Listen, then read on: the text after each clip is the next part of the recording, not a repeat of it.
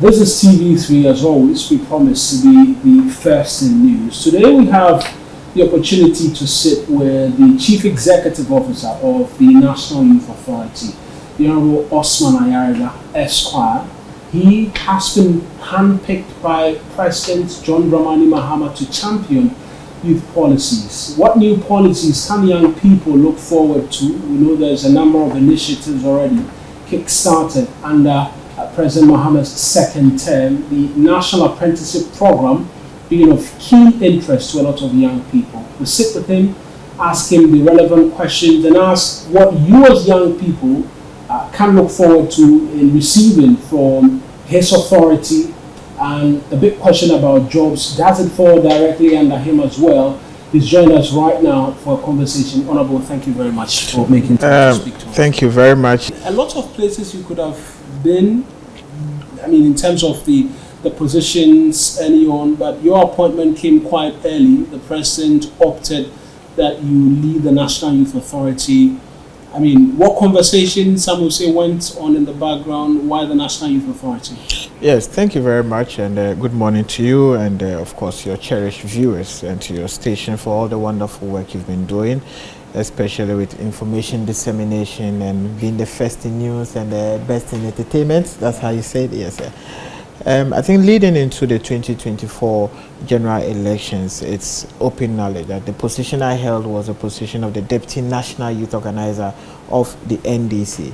And I work closely with my boss, George Opare-Addo, who is currently the Youth Minister. And he was the National Youth Organizer, and I was the Deputy National Youth Organizer. Well, we put together what we call the Youth Manifesto, the first of its kind, if you remember, that was in August 2024. And as part of the Youth Manifesto, we put together most of the policies, the programs, and the promises that help His Excellency John Dramani Mahama to win these elections. And you bear with me or bear testimony to the fact that the election that won massively by His Excellency John Dramani Mahama was driven by the youth. And this was an election that had a lot of youth participating in it. Their willingness to vote, their willingness to kick out the Akufo-Addo administration, the NPP, was hugely monumental and unprecedented. So, and on the back of that, most of the young people that voted for the NDC was based on the pro-youth policies and promises that we put together at the youth wing of the NDC.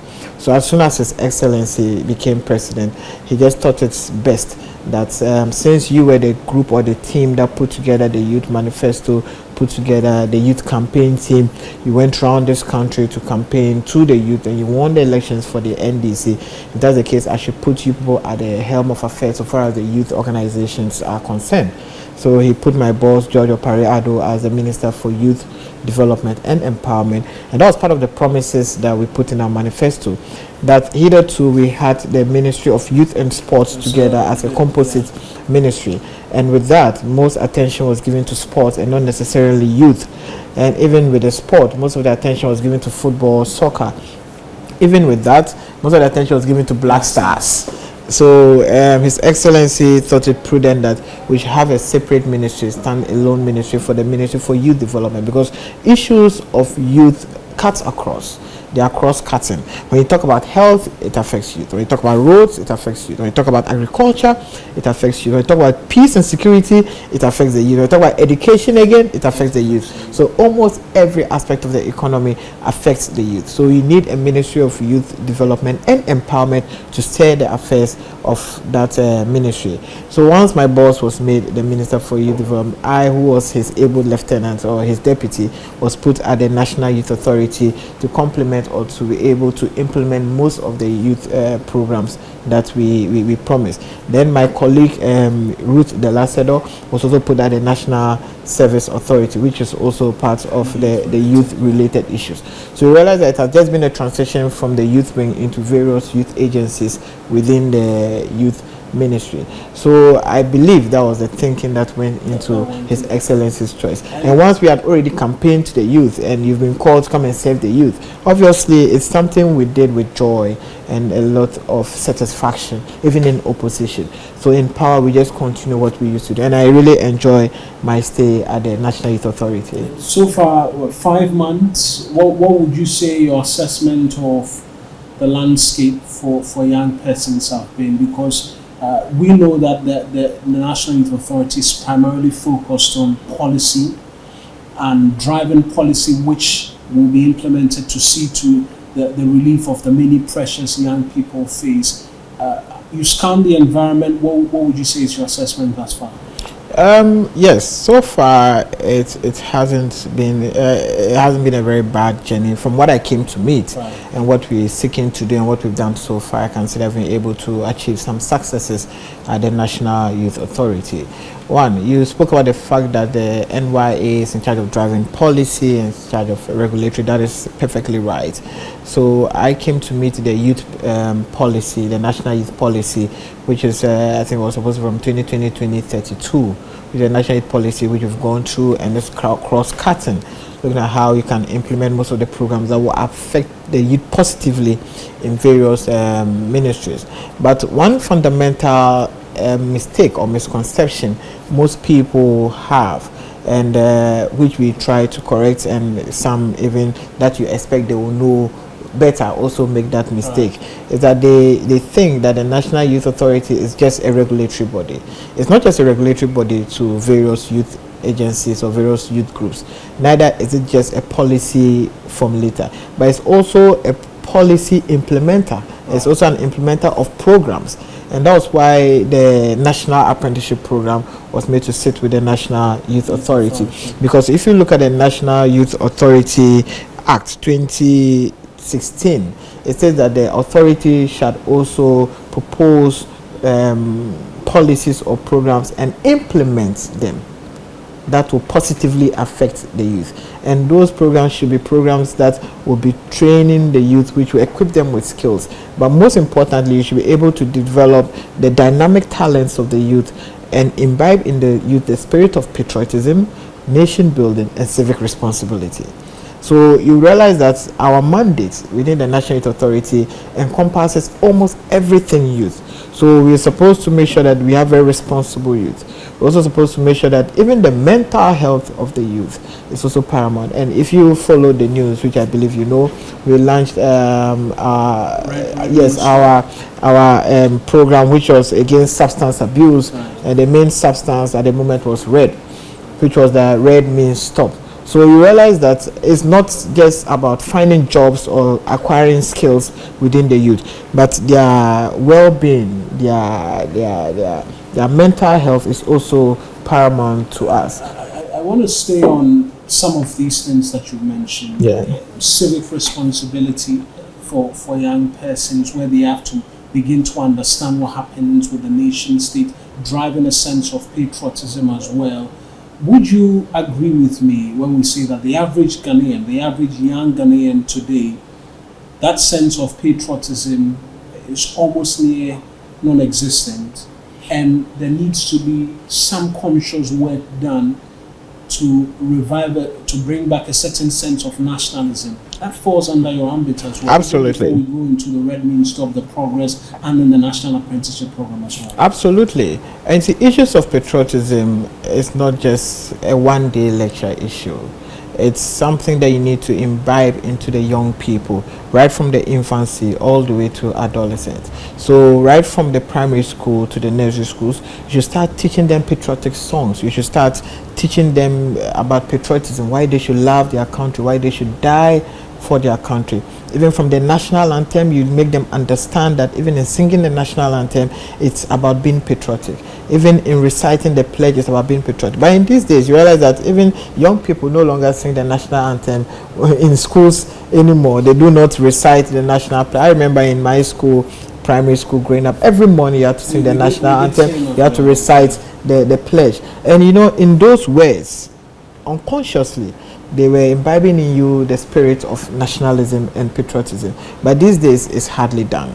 And even beyond that, we need to understand that the nation in itself needs to build many young people who will be patriotic towards the nation. And it needs to also go just beyond the lectures.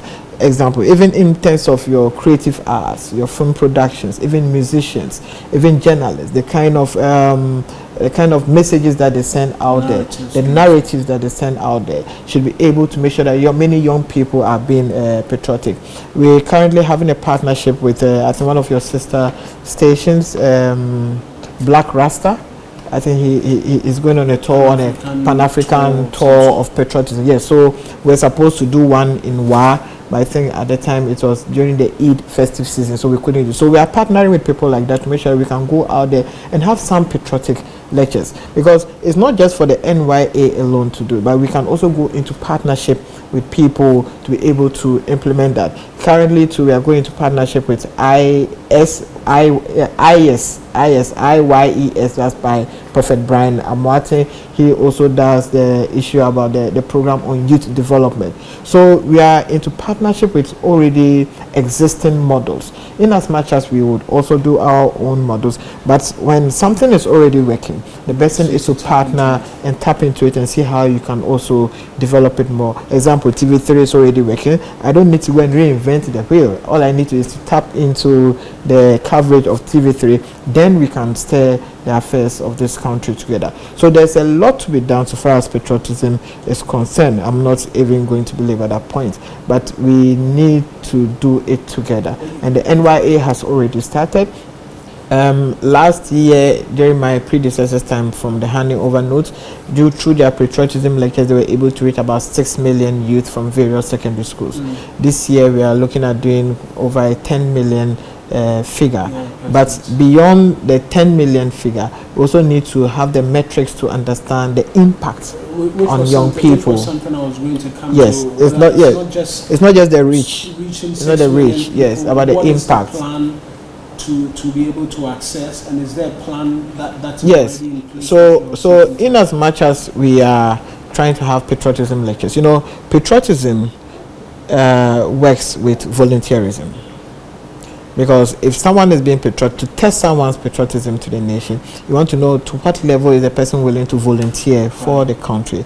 So in as much as we'll be implementing the patriotism lectures, we'll also be implementing national volunteerism without any form of allowance, to see how many young people are willing and ready to volunteer for their country. That would be a true assessment. Yes, that's one of the true assessment to it. So it can either be volunteering to have a free cleanup exercise, volunteering to maybe paint a school for a secondary school or even a primary school, because as part of the handing over notes, I realized that some volunteers renovated a 6 classroom block somewhere, and that was all part of the patriotic lectures. So we're looking at how we can have many young people volunteer to do programs just for the country for free of charge, for people to have that sense of patriotism. We'll also be speaking to various influencers and bloggers, that in as much as you put out content there for the sake of trends, you should also put content out there for the sake of young people to love their country and be patriotic.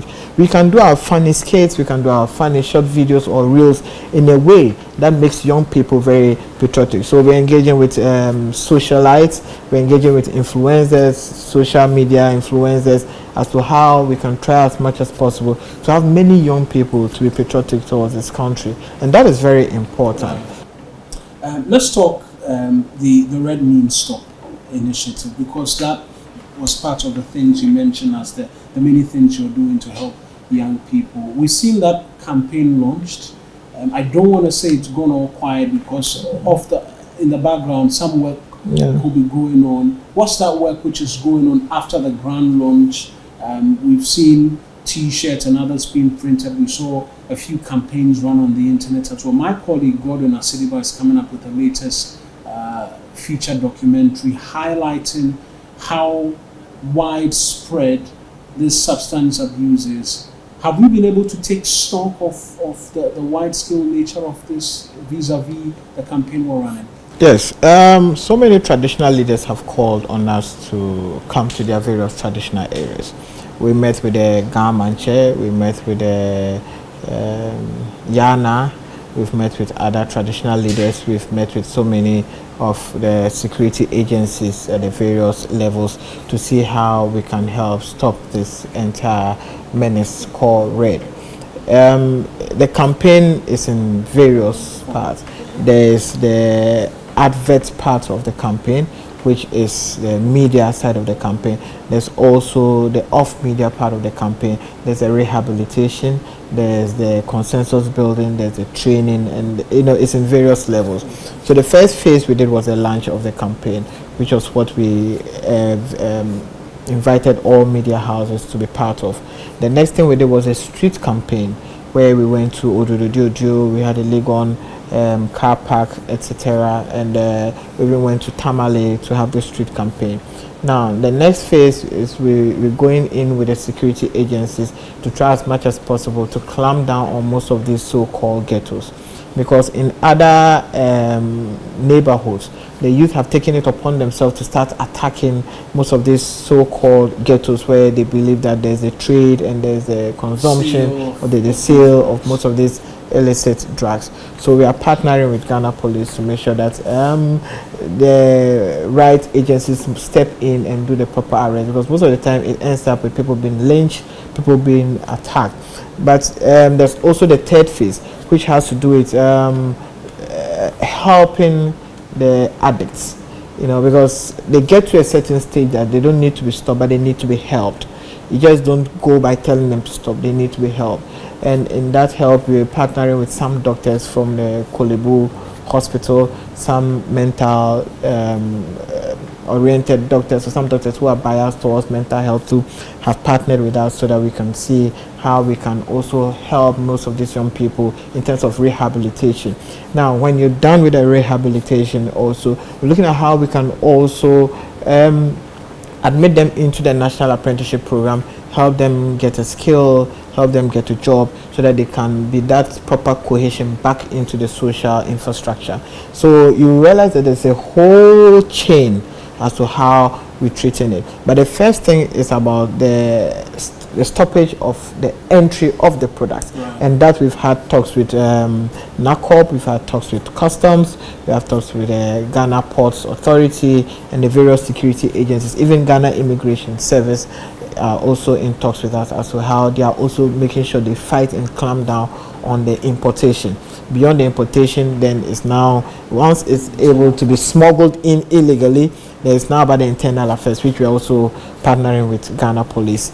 Beyond that, now we're talking about the victims, how we can help them with the rehabilitation, also help them with the proper social cohesion. So there's a whole chain as to what we're going to do. These rehab centers, do we have enough, considering the wide-scale nature of abuse? Do we have enough? Because there's a concern that rehab centers are scattered far and in between, and you cannot identify them to take these persons to South Africa. I don't think we can say we have enough as a country, because since the days of Kwame Nkrumah, we've been building roads, but still we don't have enough roads. We've been building schools, we still don't have enough schools. So I won't say we have enough, but what we can do is to manage or make do with what we already have in existence. But what we also have is not rehab centers, but it's counseling units at our various youth development centers. So that would also help in terms of counseling. A rehab center is entirely different from a counseling. The facility for rehab is entirely different from a counseling session, because as part of developing the youth, their mental health is also very, very key. Because most people believe that when it comes to youth development, it's all about economic empowerment, it's all about skill acquisition, it's all about job creation.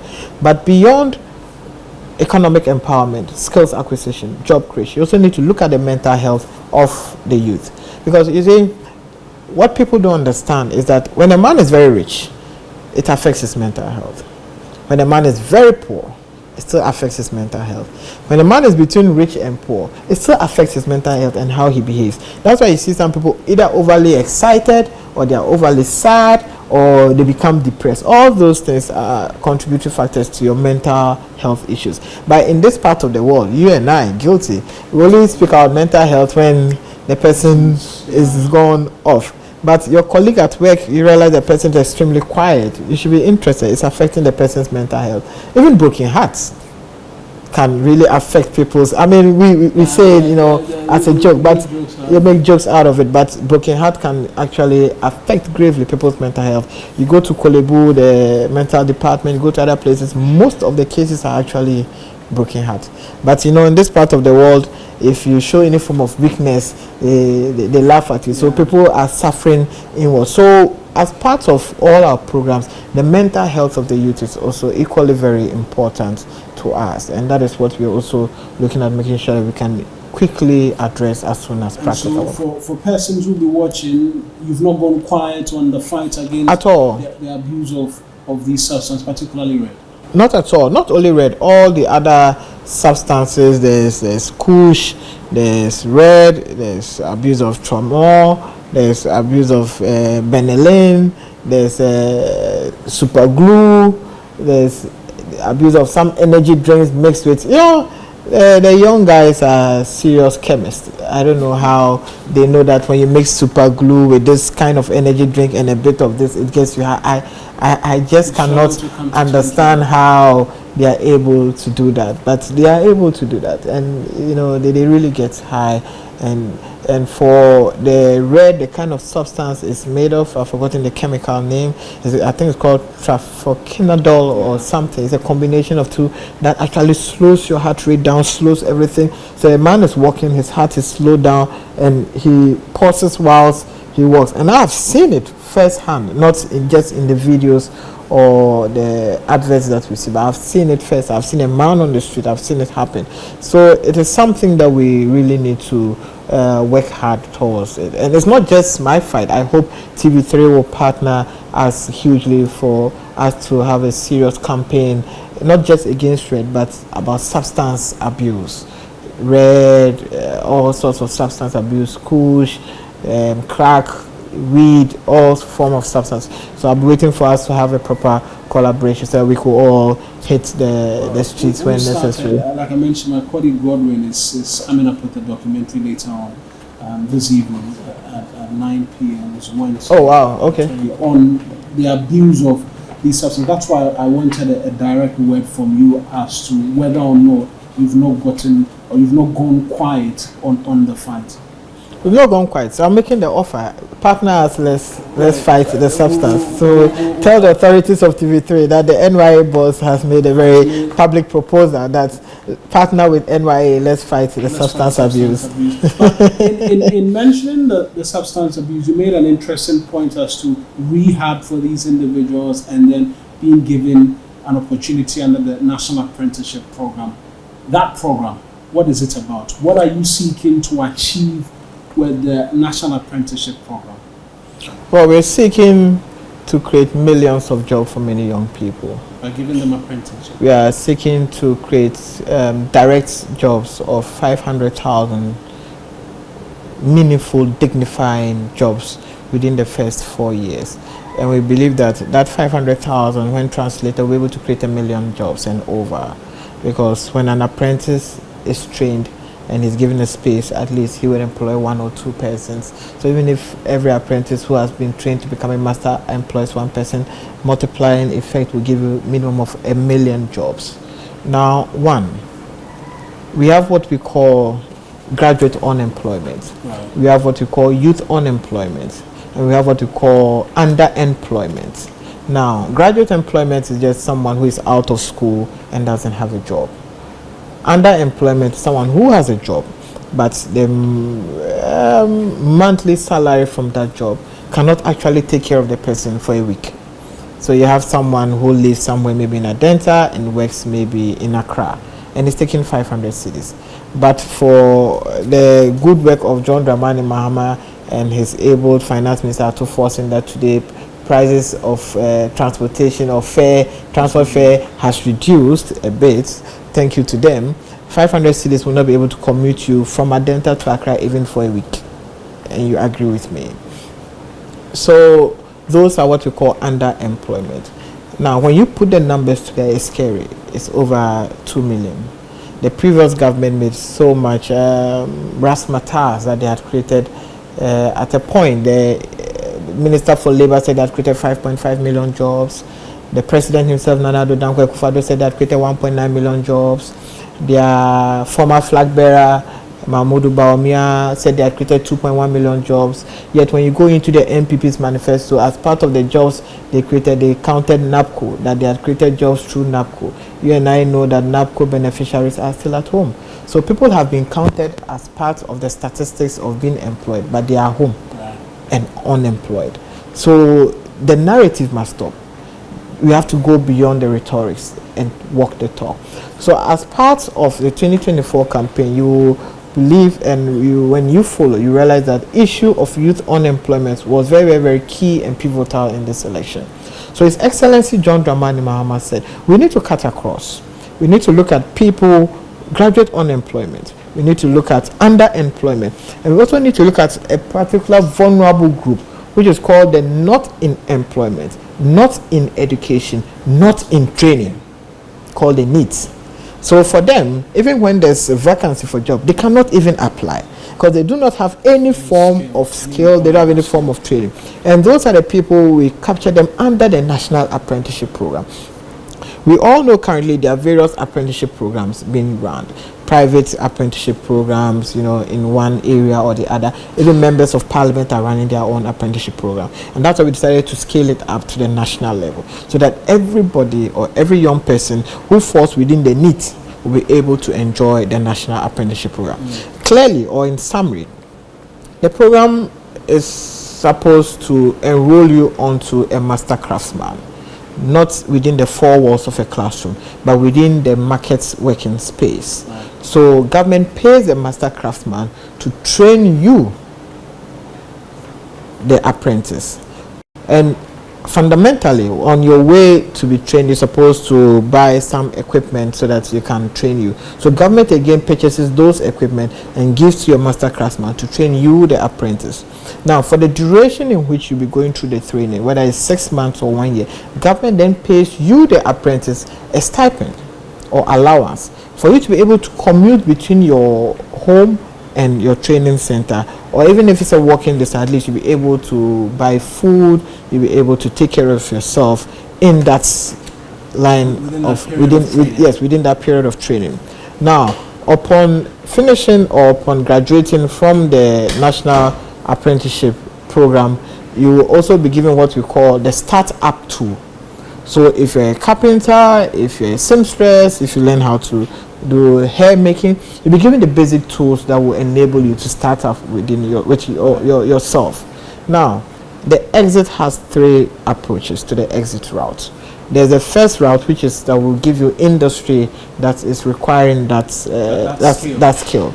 Currently a garment factory has approached us. The first one is asking for 1,000, another one is asking for 500. A shoe factory is asking for 1,000. So we already have about 2,500 trained apprentices that we need to train and fill into these industries. The next thing is how to set you up as an entrepreneur. That's the second exit plan. Setting you up as an entrepreneur. Not everybody would want to be an entrepreneur and be on their own. Some will feel very comfortable working in an industry. I know that every month I have my salary, my SNIT is being paid, I'm okay with it. That's the second one. That's the first one. The second one is, setting them up to be young entrepreneurs within themselves, and some even putting them together as cooperatives. The third one is that we'll be building what we call the youth industrial parks.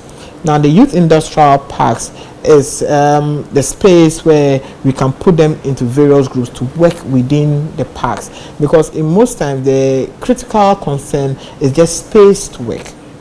And in recent times, I've seen some, even within Accra, I've seen some office space being open for people who just want to work. You come with your laptop, you work, there's internet connection. Yeah. So that is it for apprentices or master craftsmen who have passed. So just a working space. So it's just like a normal shed design. Maybe in this lane you have hairdressers, this lane you have seamstresses, this lane you have carpenters, that other lane you may have people who are weaving or basketry or leatherworks. So we put them together into a pack. That's called a youth industrial park. So once you come to that youth industrial park, you know that you will find all their artifacts and all their wares that are being hung there and sold, and you'll be able to buy. It's been done in other countries. It's been done in countries such as Austria. It's been done in countries such as Ethiopia, even within the Eastern African space. So these are practical solutions that we have studied other models and other countries and seen how it works, and that is how we're going to implement. So currently this year we are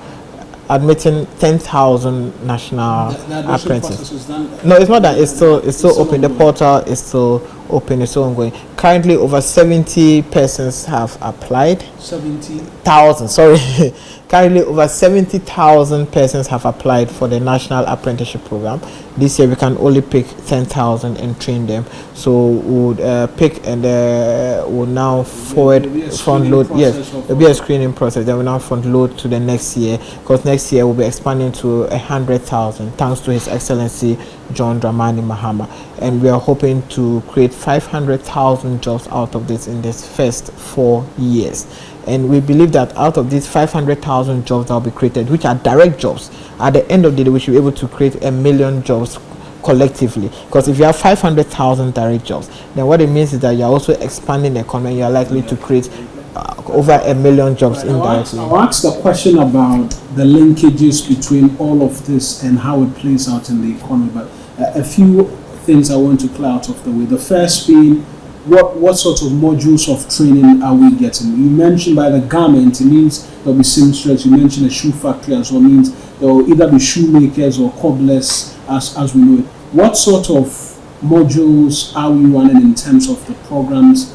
And there's a huge concern, won't this become another NAPCO or other of such initiatives started in the past, because the government is going to be paying stipends, the government is expected to be paying these masters who will be training the individuals and the likes.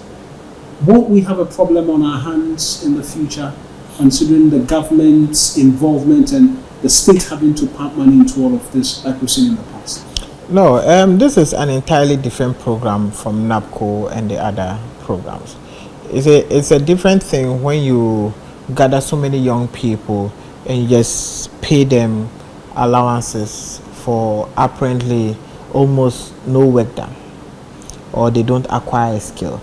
If you look at the NAPCO program, which we raised genuine serious concerns, we said, one, what you are giving them was not employment, what you are giving them was not training, and what you were doing with them was not sustainable.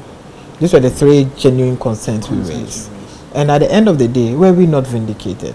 What has happened to all the people who exited from the NAPCO program? They don't have a skill, they don't have any proper training, and they have not been able to be set up by themselves. But when you look at this program, right from the entry to the training to the exit, there is a plan. And there is that exit strategy. We are more interested in training people who will exit and be able to create for themselves dignifying jobs. It's not just for you to be trained and exit and still be an unemployed beneficiary of National Apprenticeship Program. We have to track and make sure the success rate is very, very, very high.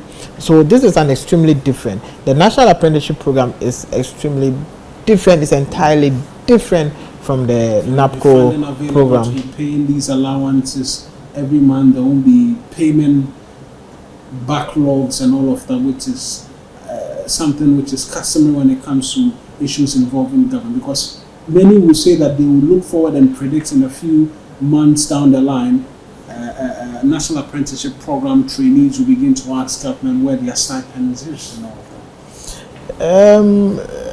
A government is supposed to make sure everything is seemingly smooth. Government may have one or two challenges, government may have one or two hitches, and you know how the financial space works.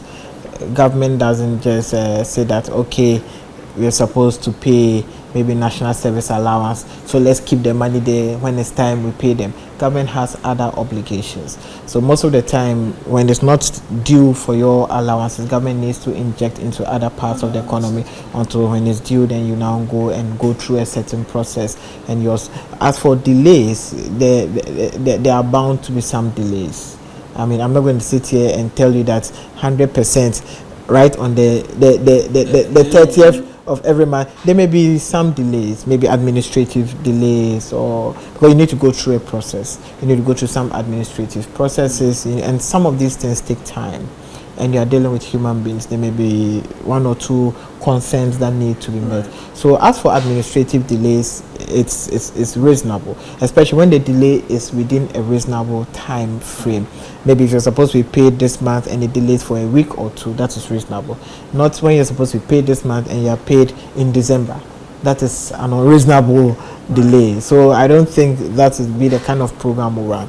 His Excellency John Dramani Mahama so far has shown true fidelity to his word. He has shown true commitment to his promise. He has dedicated 300 million cedis to the commencement of this program. He has also assured that there will be more funding made available to it. And he's also shown commitment that he will soon allocate a special budget line or tax line so that we can be able to go into youth development. Because when you look at all the taxes that are being paid, it's paid by young people. When you talk about Get Fund, it's paid by young people. Most of us who go to school, most of us who buy food, most of the taxes that are made in this country are paid by young people. So he has shown true commitment that he will give us a budget line to make sure that we are able to fund this program. So John Dramani Mahama has shown true fidelity to his word, and he has assured us that there will be that consistent, constant funding for the National Apprenticeship Program. The National Apprenticeship Program is John Mahama's legacy, and it has come to stay. Right. I want you to answer the question for me on possibly the number of modules, and then fix that into how this is expected to play out on the numbers of the economy. Because one of the major criticism I had of the Nation Builders Core program was we couldn't quantify the productivity levels and its contribution towards the economy. And so when it came to the persons who are assigned to the GRA, how much of the tax being collected was done by personnel of NAPCO at the time? It's a question I am hoping we can get answers to. That have we mapped it out that from here on, after say 4 weeks of training, how many weeks of training are we even talking about? These individuals get into these garment factories which are already demanding 1,000 persons. It improves in terms of the numbers, how much fabric is produced. That's adding up to our export value, export bill, and all of that. Has there been a mapping such that this is not an isolated policy from all other things the government is seeking to do? Yes, we have what we have projections of the models and its possible outcomes and contribution to the economy. However, those numbers are also determined by the number of people who show interest in a particular model. And the rate of interest of particular models is also determined by the geographical location of the persons. So, for example, when you take forms to people in Bongre, 80% of them will take they want to go into garments production, kente weaving. When you take forms to Bolgatanga, 50% of them will tell you they want to go into leather works. The other 50 can tell you they want to go into smoke weaving. That is because of the local economy within the area. So you cannot go into certain areas and try to force them or induce them to go in a certain direction. So we're also looking at the local economy and how people would want to thrive, because people also look at their immediate market. That in my immediate market, if I'm trained to perform in a particular model, what would be the immediate demand within that space? So it's all incumbent on the forms that have been sent out there. The forms are still trickling in. We are still grinding the figures. We are still doing the analysis. Then we can tell you that, okay, out of the 70,000, about 30,000 of them are interested in maybe garment production, maybe 20,000 are interested in maybe hairdressing, others are interested in carpentry, because the programs we have are many, and we even allow space for you to propose a program that you do not find there, because we're also looking at contemporary modern skills. Example, hitherto we didn't have photography as a skill that people really wanted to go into, but today photographers are doing well and they actually have apprentices. Videographers, same.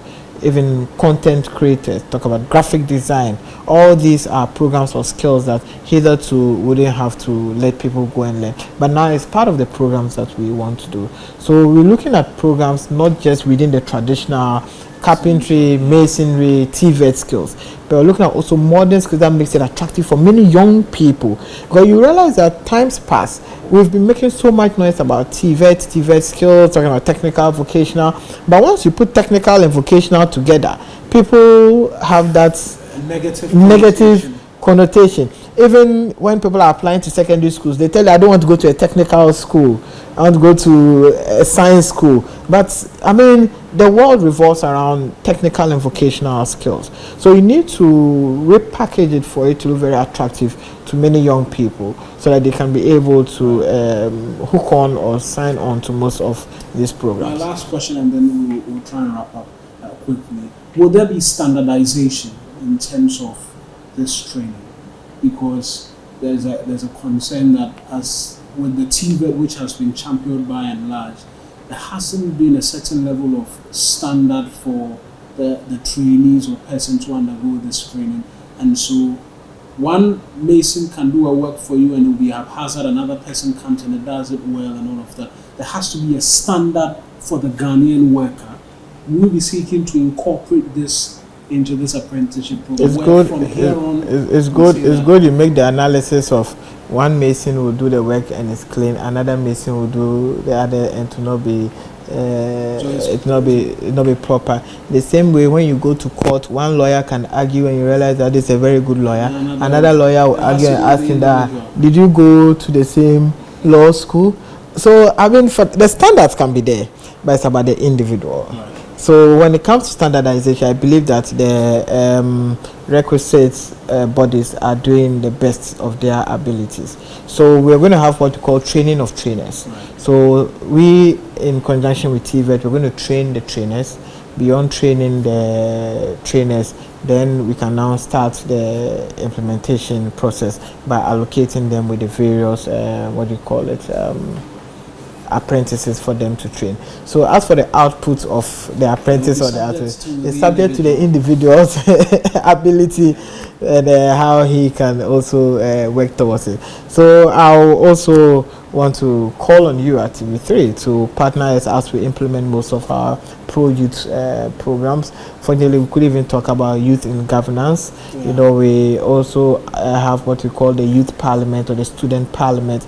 That is to help many young people to be part of the governance structure, many young people to clearly understand democracy and how democracy works. Quite apart from that too, we are implementing what we call the Ghana Leadership Fellowship Program. Just as we had with Yali, just as we have with Mandela Fellowship, Washington Fellowship. Yes, under the National Youth Authority. Because some people just believe that the mere fact that you are popular, you speak well, you win an election, for that matter, you are a leader. Quote unquote, people who are not wise can also be popular. Yeah. And people who speak anyhow can also be popular, but that doesn't make them good leaders of society. You're targeting the young politicians, if we can call them that, or not politicians. You can have someone who is even in the taxi rank, an illiterate who is in the taxi rank, or even an illiterate within a society who will so much influence that you need that influence to positively impact society, or you need that influence of his to help him to be able to make demands in his society that will impact his society positively. Those are the people we are looking, not necessarily young leaders or SRC executives or student politicians or young politicians. No, we are looking at people of influence, or people who want to be people of influence, or people who want to impact change in society. We train them, we let them understand the essence of leading in society, the essence of leading people, and the essence of impacting where you live positively. So that is what we seek to do. So as I told you, our work is everything youth. And you are youth, so I will be inviting you to help us in most of the program. And I'll throw the proposal again. I'm waiting for us to partner with TV3 to do most of our program. Finally, my last question to you. 5 months in, what will be that one thing, the legacy you want to leave after this 4-year mandate has been handed? Yes, thank you very much. After 4 years of being at the National Youth Authority, the legacy we would want to leave behind is that in conjunction with His Excellency John Dramani Mahama, we have created over 1 million meaningful, dignifying jobs through skills training, skills acquisition, and proper environmental protection.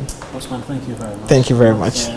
Thank you very much for speaking to us. That's Osman Ayariga. He's the Chief Executive Officer of the National Youth Authority. He's been speaking to us on the plans by his outfit, which is quite all-encompassing, different aspects from youth in politics and youth in governance, amongst many other things. And the big one, the National Apprenticeship Program, which he says they are aiming to create 1 million dignifying jobs for young people by the time the first term, or the second term rather, of President John Mahama would have ended. A pleasure talking to him, and many thanks as well for watching.